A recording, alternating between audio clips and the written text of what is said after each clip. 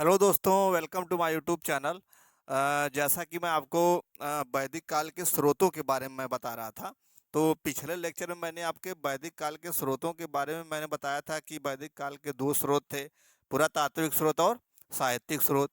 तो पुरातात्विक स्रोतों को मैंने दो भागों में बांट कर पढ़ा था, एक मृदभांड और एक अभिलेख। ठीक।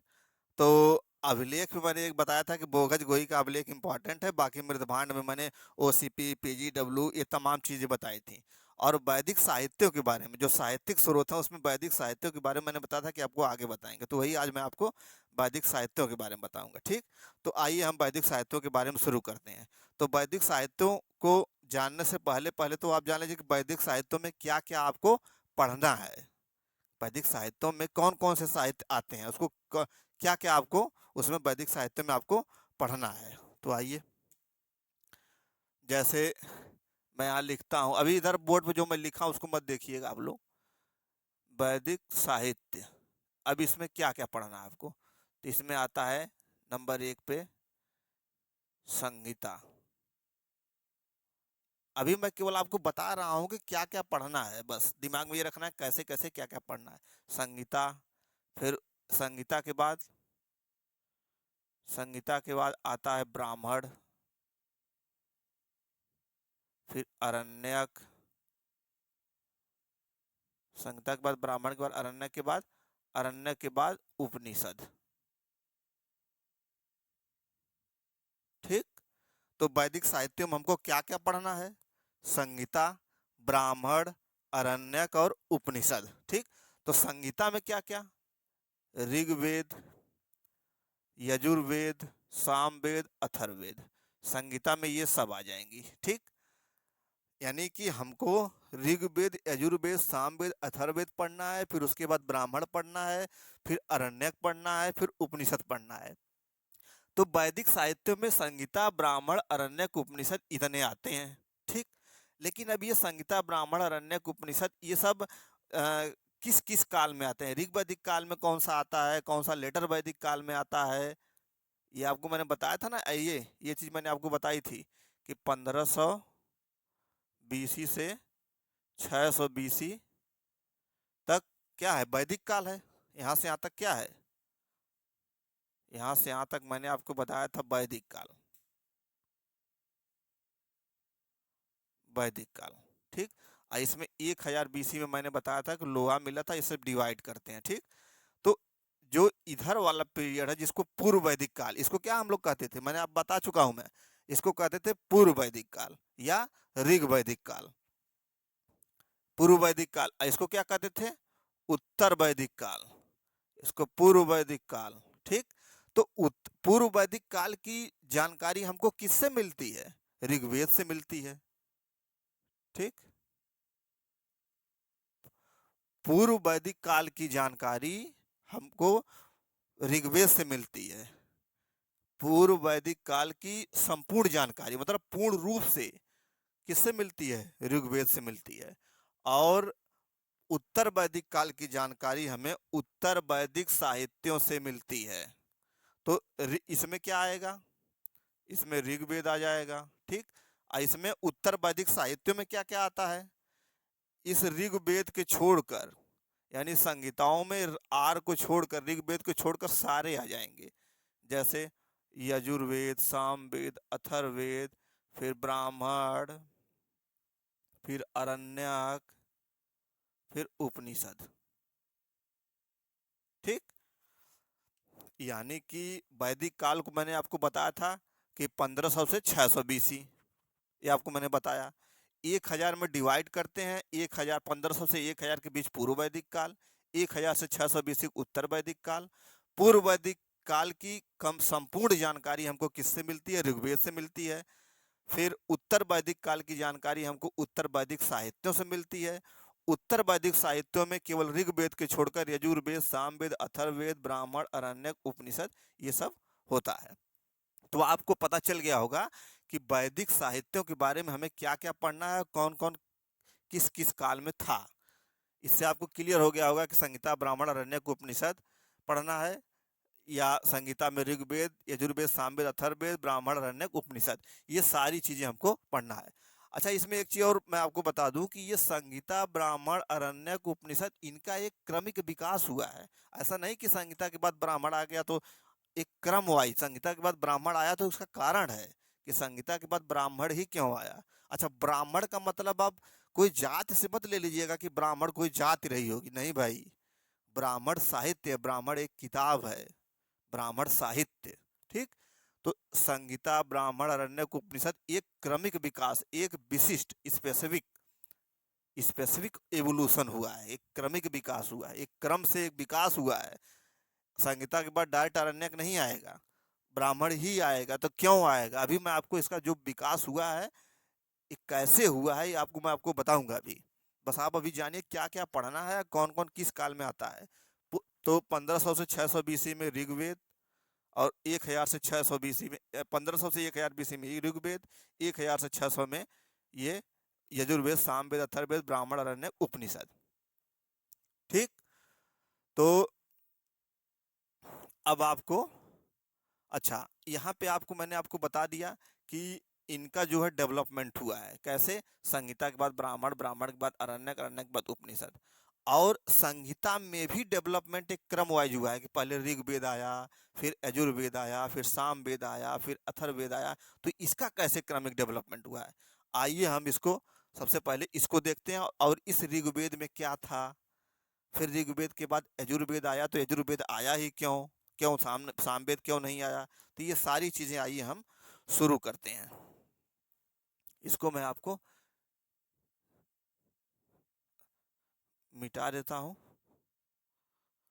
और अब हम देखते हैं कि जो हम संहिताएं बताए हैं, उन संहिताओं का डेवलपमेंट कैसे हुआ, यानी कि ऋग्वेद, यजुर्वेद, सामवेद, अथर्ववेद का डेवलपमेंट कैसे हुआ, और उसमें क्या क्या था, इनका क्रम कैसे है, और इसमें क्या क्या है। ये सारी चीजें आइए हम आपको शुरू करते हैं।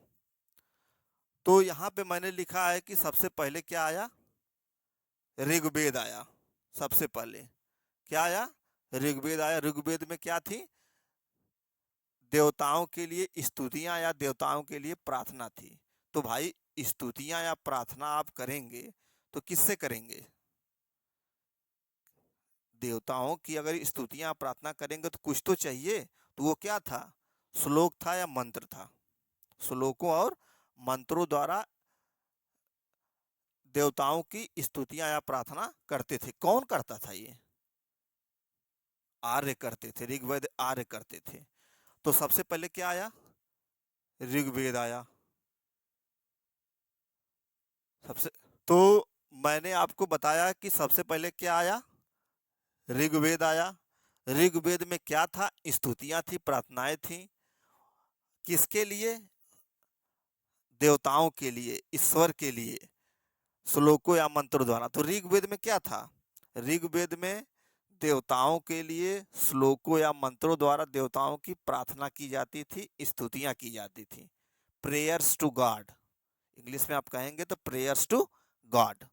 तो ऋग्वेद हो गया। ठीक, अच्छा अब ऋग्वेद के बाद यजुर्वेद आया। तो यजुर्वेद ही क्यों आया, क्योंकि ऋग्वेद के बाद आप देखेंगे कि इसमें ऋग्वेद में स्तुतियां प्रार्थना थी।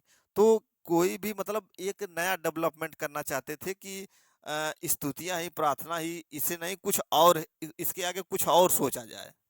तो इसमें क्या सोचा गया कि यजुर्वेद, इसमें क्या किया गया कि देवताओं या ईश्वर को ही याद किया जाता था, लेकिन कैसे, उसका तरीका बदल दिया गया। आदमी एक ही तरीके से ऊब गया, एक तरह से मानिए एक ही तरीके से देवताओं को याद करने से ऊब गया। तो एक नया तरीका खोजा कि अब भैया कर्म कांड करके देवताओं को याद किया जाएगा। तो क्या यजुर्वेद में क्या हुआ, ऋग्वेद के बाद यजुर्वेद आया। ऋग्वेद में ये चीजें थी।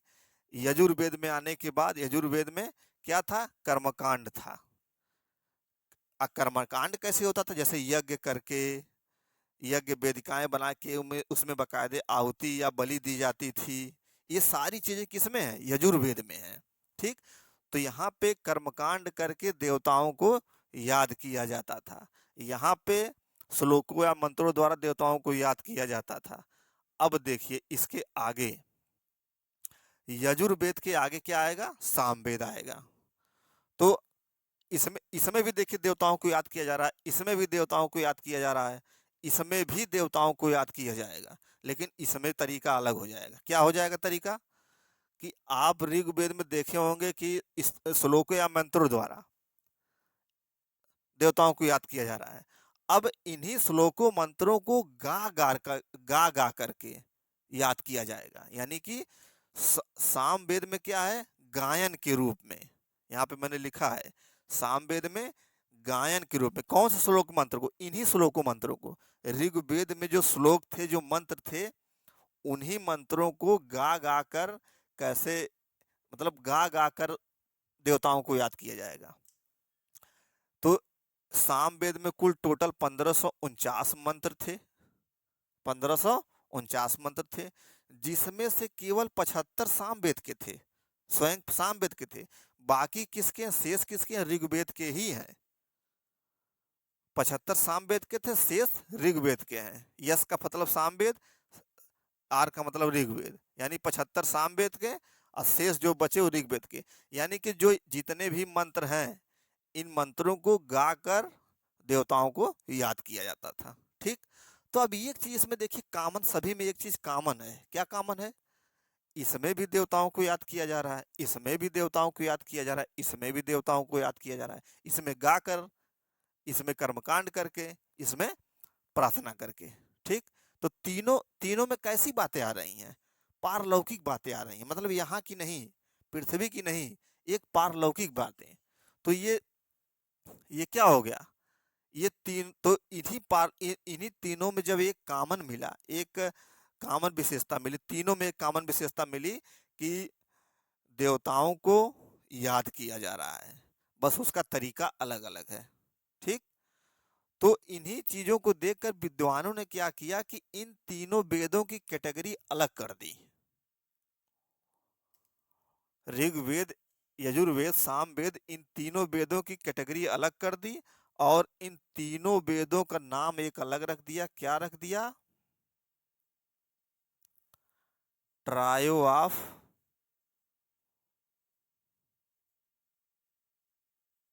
ट्रायो ऑफ वेदा, हिंदी में वेद त्रयी। ठीक। ये चीज आपको समझ में आएगा, अब इसको रटने की जरूरत ही नहीं है आपको। ट्रायो ऑफ वेदा, वेद त्रयी, इनका नाम रख दिया गया वेद त्रयी। क्यों नाम वेद त्रयी रख दिया गया?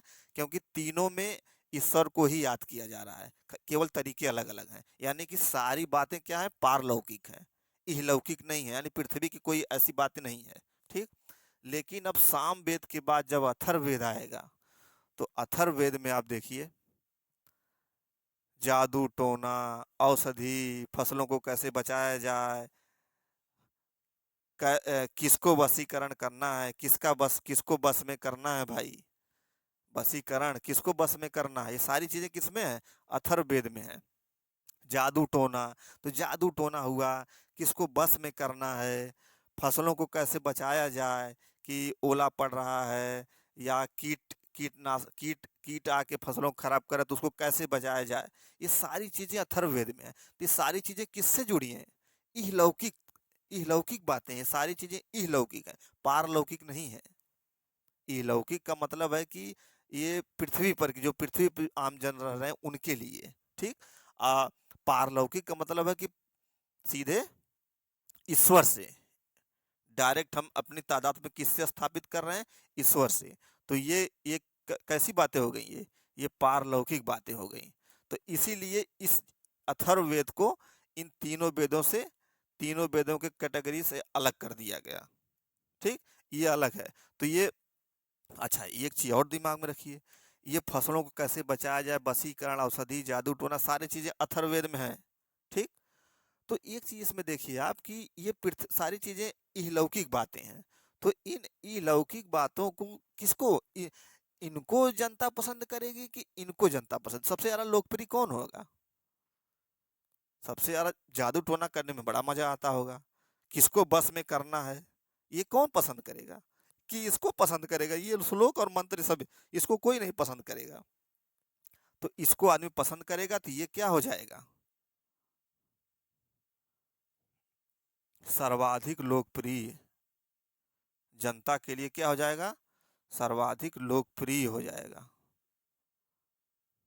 ये वेद क्या हो जाएगा, सर्वाधिक लोकप्रिय हो जाएगा। ठीक, तो ये अच्छा, ये तो हो गया एक क्रम कि किस वेद में क्या क्या है। ठीक, सबसे पहले ऋग्वेद आया, देवताओं देवताओं को श्लोकों या मंत्रों द्वारा प्रार्थना की जाती थी। फिर इसके बाद कर्मकांड, देवताओं को याद करने के लिए कर्मकांड किया गया। फिर इसके बाद इन्हीं श्लोकों या मंत्रों को गा गा कर याद किया गया। इसके बाद अथर्ववेद आया।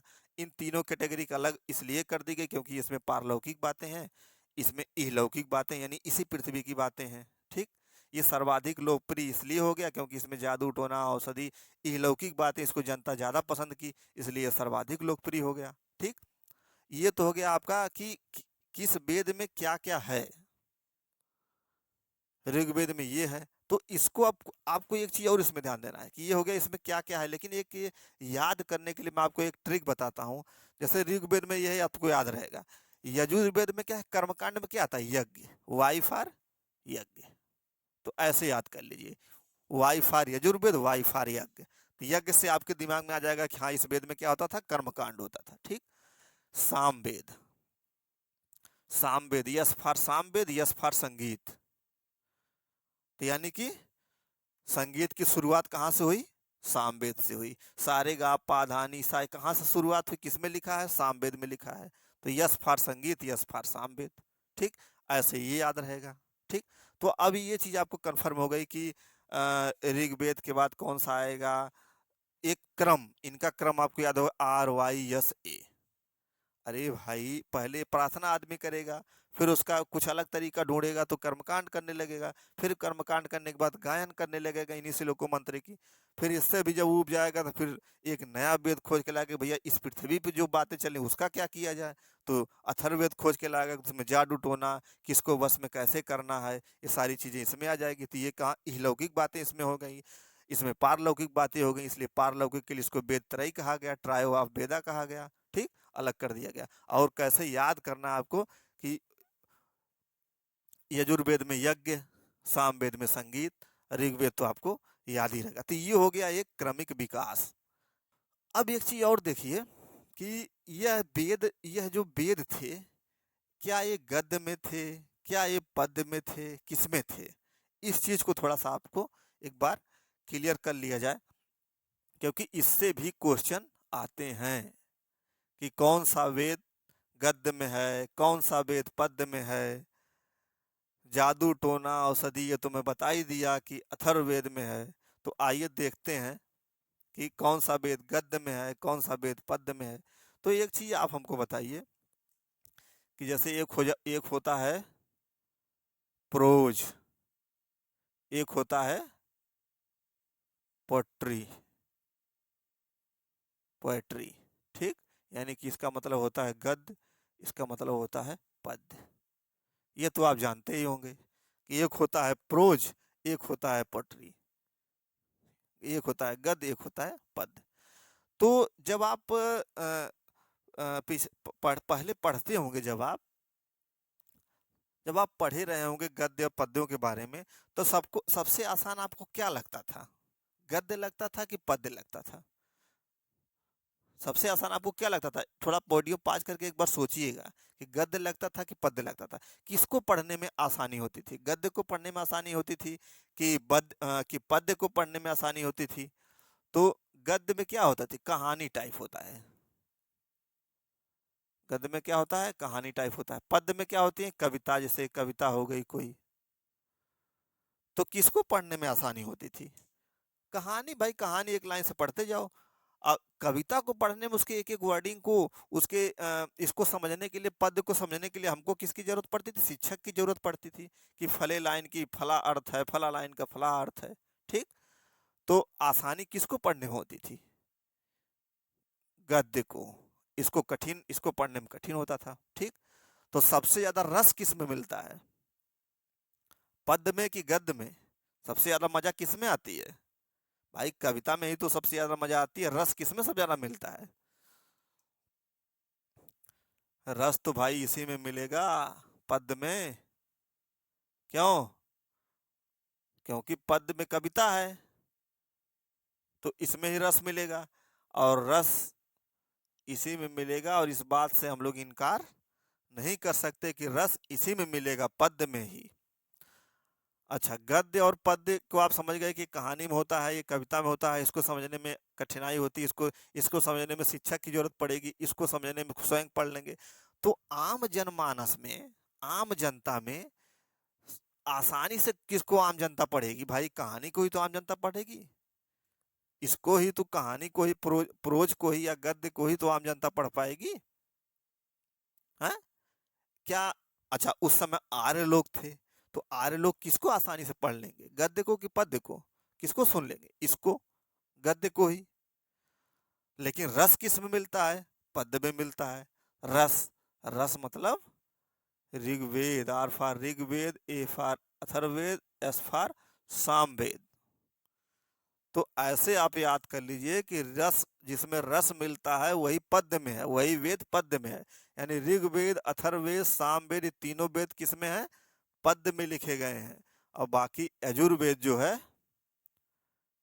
किस में लिखा गया है? गद्य में लिखा गया है। ठीक, यजुर्वेद किस में लिखा गया है? गद्य में लिखा गया है। यानी कि इससे क्या क्लियर होता है कि ज्यादातर वेद पद्य में है। तो क्या आर्य लोग, ज्यादातर वेद जब पद्य में है, तो क्या आर्य लोग इसको समझ पाएंगे? जब एक गद्य में है और तीन पद्य में है, तो जब इसको समझ नहीं पाएंगे, तो आगे इसका कुछ और साहित्य बना डालेंगे, जिसको हम क्या कहते हैं? ब्राह्मण कहते हैं। तो एक चीज तो आपको याद हो गया होगा कि रस, रस का मतलब पद्य, यानी कि जिसमें रस मिलेगा वही, वही क्या होगा? रस किस में मिलता है? पद्य में मिलता है। पद्य और आर आर यस, ये मैंने लिख दिया। ठीक, गद्य कहानी हो गई यजुर्वेद, यजुर्वेद गद्य में है, ऋग्वेद, अथर्ववेद, सामवेद क्या है? पद्य में है। ठीक। अच्छा, यजुर्वेद में भी आप दो कर सकते हैं, शुक्ल यजुर्वेद और कृष्ण यजुर्वेद। तो शुक्ल यजुर्वेद गद्य में था, कृष्ण यजुर्वेद छोटा सा है, पद्य में था, लेकिन ओवरऑल ये क्या था? पद्य, गद्य में ही था। इसको इसको हम वाज स्नेही संहिता भी कहते हैं, वाज स्नेही संहिता। इसको याद करने की जरूरत नहीं है, बहुत ज्यादा डीप जाने की जरूरत नहीं है। शुक्ल युद्ध को हम वाज स्नेही संहिता भी कहते हैं।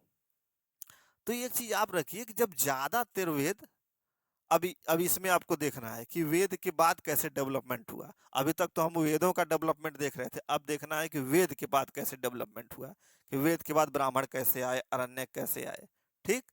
तो एक चीज आप ये बताइए कि जब ज्यादातर वेद पद्य में थे, जब ज्यादातर वेद पद्य में थे, तो आम जनमानस तक भाई कैसे पहुंचेगा वो? उसमें कुछ तो चेंज करना पड़ेगा, तभी तो आम जनमानस में पहुंच पाएगा। तो क्या चेंज किया गया?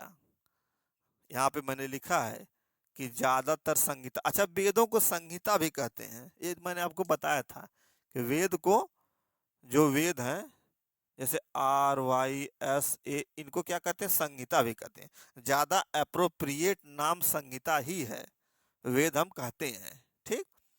तो एक चीज बताइए कि इसमें जब ज्यादातर वेद पद में थे, जैसे RYS, ठीक, अब ये सब संहिताएं हैं। ठीक। लेकिन ज्यादातर वेद क्या थे? पद में थे। यहाँ मैंने लिखा रस, ये किस में था? पद में था। तो आम जनमानस तक पहुंचने में दिक्कत होती थी, समझ नहीं पाता था। तो उसके लिए कुछ तो हल खोजना पड़ेगा, कुछ तो उसका हल निकालना पड़ेगा। तो उसके लिए क्या किया गया? उन्हीं तीनों वेदों का पद्य रूप जो था उसको गद्य रूप में दिया गया और एक सरल भाषा में लिख दिया गया। उन्हीं तीनों वेदों को जो पद्य में थे उनको गद्य में किया गया और उनका एक सरल रूप दिया गया, जिसको हम ब्राह्मण साहित्य कहते हैं। क्या कहते हैं? ब्राह्मण साहित्य। तो ब्राह्मण साहित्य का मतलब किसी जात को मत समझिएगा कि ब्राह्मण, ब्राह्मण साहित्य है वो। ठीक। तो ब्राह्मण साहित्य कैसे आया? जब ज्यादातर वेद पद्य में थे, उनको आम जनमानस को उनको पढ़ने में कठिनाई होती थी, तो इसलिए उसको पद्य को चेंज करके गद्य में किया गया और उसको थोड़ा सरल भाषा में और कर दिया गया। तो उससे हमारा क्या आया, ब्राह्मण साहित्य आया। ठीक, अब ब्राह्मण साहित्य के आगे अरण्यक आता है। तो अरण्यक मैंने लिखा है, ब्राह्मण साहित्य के आगे अरण्यक। तो अरण्यक, अरण्य, अरण्य का मतलब यहाँ अरण्य मैं आपको बता दूं, अरण्य, अरण्य, अरण्य का मतलब होता है जंगल। अरण्य मतलब क्या होता है, जंगल। तो अरण्य का मतलब एक तरह से मानिए कि एक मूवी आई थी जंगल बुक, तो ये एक तरह से ये जंगल बुक ही है। अरण्यक जंगल बुक है, यानी कि जंगल में लिखी, जंगल में ही उसका कलेक्शन किया गया।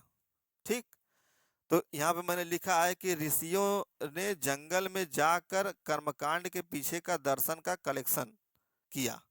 कर्मकांड के पीछे, अच्छा, जो कर्मकांड थे उसके पीछे जो दर्शन था, जो फिलॉसफी थी, उसके बारे में ऋषियों ने जाके जंगल में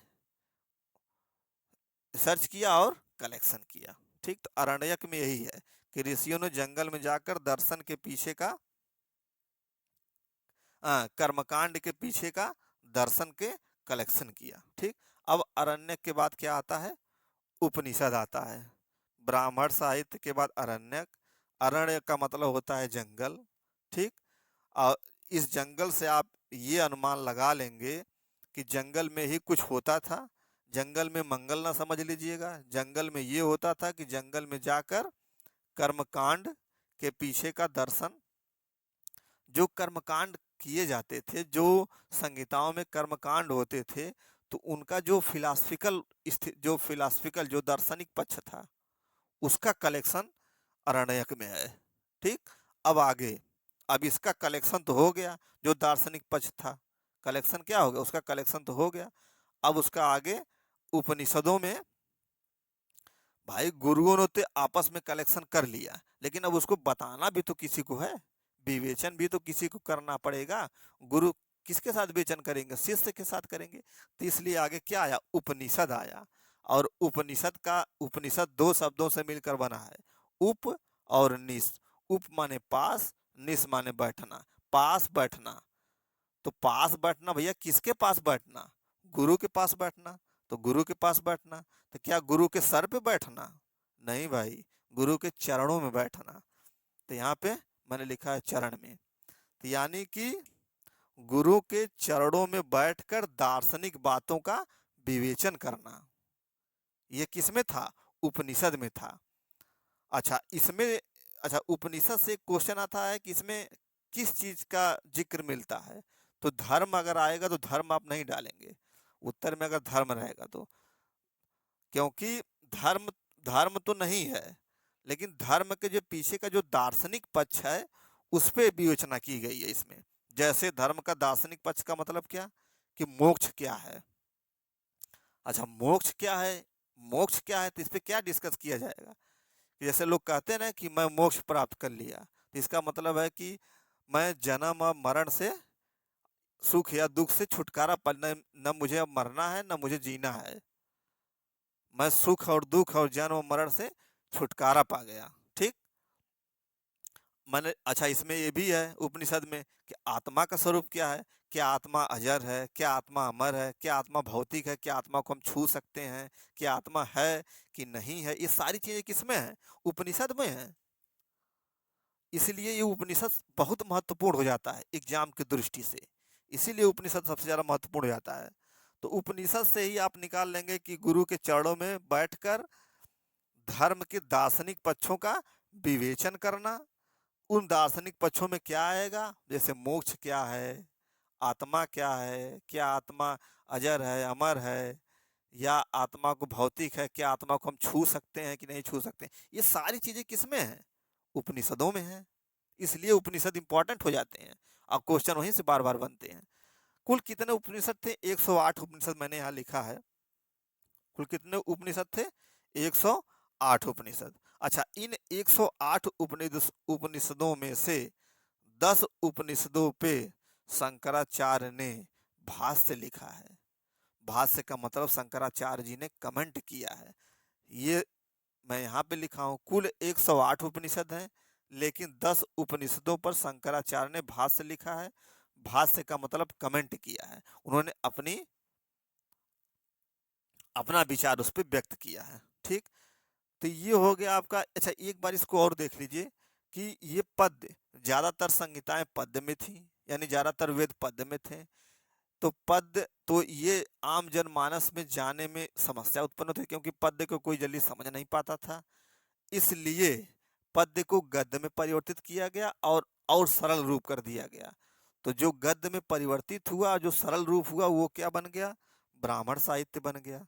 फिर ब्राह्मण साहित्य के बाद अरण्यक आया। अरण्यक का मतलब, अरण्य मतलब जंगल होता है, यानी जंगल बुक, यानी कि जो ऋषियों ने जंगल में जाकर जो कर्मकांड के पीछे का जो दर्शन था उसका कलेक्शन किया। ठीक, अब ये तो कलेक्शन, पीछे के दर्शन का कलेक्शन तो हो गया, लेकिन कलेक्शन करके करेंगे क्या भाई? किसी को बताएंगे ही तो उपनिषदों में क्या किया? आगे उपनिषद है, उसमें क्या किया गया कि जो शिष्य था वो अपने गुरु के चरणों में बैठकर या अपने गुरु के चरणों के पास में बैठकर क्या किया? उन दार्शनिक बातों का विवेचन किया। तो धर्म का जो दार्शनिक पक्ष था, उनकी बातों का विवेचन किया, जैसे मोक्ष क्या है, आत्मा क्या है। ठीक, कुल 108 उपनिषद थे, 10 उपनिषदों पर शंकराचार्य ने भाष्य लिखा है। तो ये आपका हो गया संहिताओं का डेवलपमेंट। फिर इसके बाद संहिताओं के बाद संहिता, ब्राह्मण, अरण्यक, उपनिषद कैसे कैसे आते हैं। ठीक, अच्छा, इन्हीं उपनिषदों में जैसे यम यम नचिकेता का डायलॉग, ये सारी चीजें उपनिषद में ही हैं। सत्यमेव जयते, ये सब कहाँ है? उपनिषद में ही, इसीलिए उपनिषद इंपॉर्टेंट है। सारा दार्शनिक पक्ष, धर्म का दार्शनिक पक्ष किसमें है? उपनिषद में है, इसलिए सबसे इंपॉर्टेंट ये है उपनिषद। ठीक, अच्छा, अब एक चीज और थोड़ा सा आप समझ लीजिए कि संहिताएं थी, संहिताओं के बाद ब्राह्मण आया। ब्राह्मण ब्राह्मण का मतलब जाति नहीं भाई। ब्राह्मण के बाद अरण्यक आया, अरण्यक के बाद उपनिषद आया। तो क्या हम, अच्छा, संहिताओं में क्या क्या था? ऋग्वेद, यजुर्वेद, सामवेद, अथर्ववेद। ठीक, तो संहिताओं का सबसे लास्ट उपनिषद ही तो है।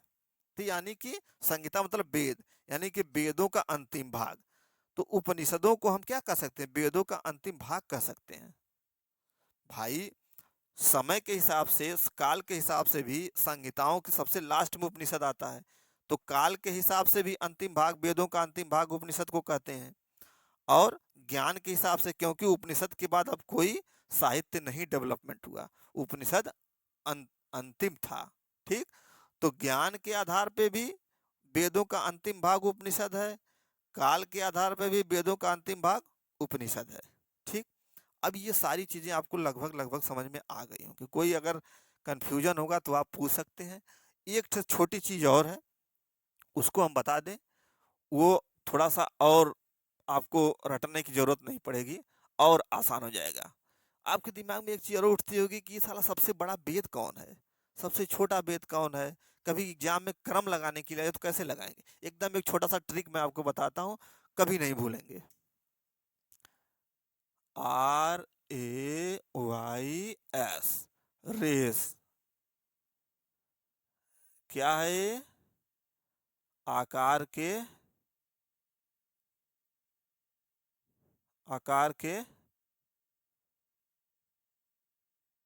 घटते क्रम में, यानी कि सबसे बड़ा वेद ऋग्वेद, फिर अथर्ववेद, फिर यजुर्वेद, फिर सामवेद। सबसे पहले कौन सा आया? काल के हिसाब से भी देखिए ऋग्वेद है, और सबसे बड़ा भी ऋग्वेद है। सबसे नया वेद कौन सा है? सामवेद है। ठीक, तो ऐसे आप इसको याद करिए, ये आकार के आधार पे क्रम है, माने बड़ा कौन है, छोटा कौन है। तो सबसे बड़ा ऋग्वेद, उससे छोटा अथर्ववेद, उससे पिता यजुर्वेद, उससे छोटा सामवेद। ठीक, अब आपको वेदों के कुछ और नाम हैं। ठीक, जैसे श्रुति, अपौरुषे, ये सब चीजें वेदों के कुछ और नाम है, श्रुति, अपौरुषे। और इन हर वेद का अपना एक पुरोहित है, हर वेद का अपना एक ब्राह्मण है, हर वेद का अपना एक अरण्यक है। तो ये उपनिषद है। तो ये सारी चीजें अभी बची हैं, ये मैं आपको अगले लेक्चर में बताऊंगा। ये सब आप नोट करके एक बार आप चिंतन मनन करिएगा कि कैसे कैसे डेवलपमेंट हो रहा है। मैं तो लगभग लगभग आपको सारी चीजें स्पष्ट कर दिया हूँ, कुछ याद करने की जरूरत नहीं है। आखिर ऋग्वेद के बाद यजुर्वेद आया तो क्यों आया, क्या जरूरत पड़ी, ये चीज मैंने आपको बता दिया कि, लेकिन इन तीनों में एक ही चीजें हैं, देवताओं को याद करना। इसका तरीका अलग है, इसका तरीका अलग है, इसका तरीका अलग है। सारी में पारलौकिक बातें हैं। ये आ गया इहलौकिक बातें, यानी कि अपने इस आम जनमानस पृथ्वी की बातें, इहलौकिक बातें। तो इसमें जादू टोना भाई किसको बस में करना है, कैसे करना है, औषधि, ये सब सारी चीजें इसमें आ गई। तो ऐसे डेवलपमेंट हुआ। ये सब आपको चीजों को रटने की जरूरत नहीं है। अब कोई आपसे पूछे कि सबसे आकार में सबसे बड़ा वेद कौन सा है, तुरंत माइंड में क्लिक करेगा भैया ऋग्वेद। ठीक।